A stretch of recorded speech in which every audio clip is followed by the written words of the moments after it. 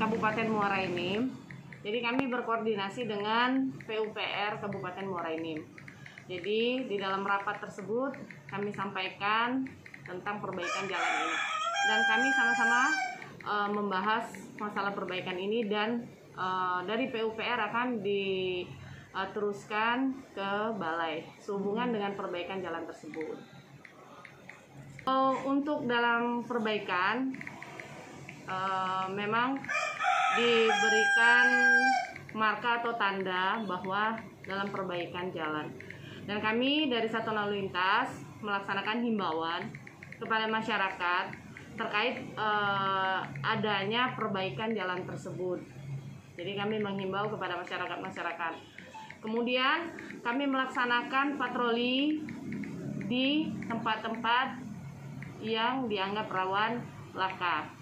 Selanjutnya kami melaksanakan pergelaran pasukan, dalam hal ini Turlalin, di jam-jam rawan padat perlintasan yang dilalui oleh masyarakat, seperti di pagi dan sore hari. Jadi kami melaksanakan PAM Turlalin. Sehubungan dengan perbaikan jalan tersebut, tetap kami himbau kepada masyarakat, khususnya warga Muara Enim yang melintas di jalan tersebut. Himbauan hati-hati ya? Agar lebih hati-hati atau? Iya betul.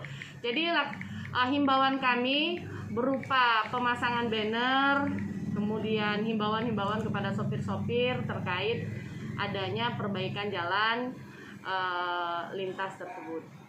Jalan yang di dalam perbaikan khusus dari Muara Enim, Karangraja sampai Tanjung Raja. Iya, sampai dengan Karangraja di sana.